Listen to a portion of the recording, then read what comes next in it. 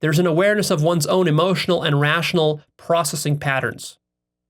You realize how much your emotions manipulate you, and also how much your rationality and your logic manipulates you. And really, you can't trust either. Yet at the same time, you have to use them both. You can't stop being rational, you can't stop thinking, and you can't stop emoting. And you can't demonize these things because they're inherent aspects of you, and they serve a valid function. So what do? Well, you have to integrate them somehow and learn to deal with them in a mindful and skillful way.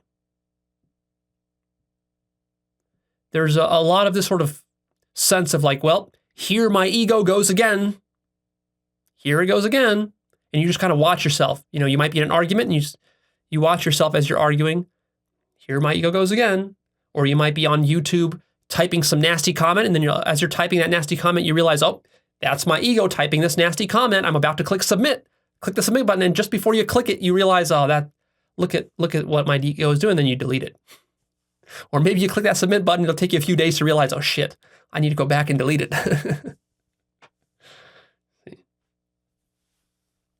Whereas the earlier stages were so unconscious and so oblivious of this that they couldn't even do that. They were too arrogant to do that, too closed-minded. So at this stage, you must learn to live in a tension of paradox, relativity, meaning, and meaninglessness. All habits of mind, thinking, and theory-making start to be seen as elaborate defense mechanisms against knowing the impermanence of the embodied self. The predicament of living in language is felt and seen. There's an awareness of the pseudo-reality created by words. Rational and objective explanation of reality and self are seen to be futile and impossible. Language itself is seen as a tool of the ego constructing and defending itself. There's an awareness of the fundamental limitations of all rational thought and the limitations of language. There's an appreciation of the vital function of language in shaping reality and human affairs. There's a capacity now to draw from and appreciate insight from non-rational sources. This capacity significantly increases beyond earlier stages.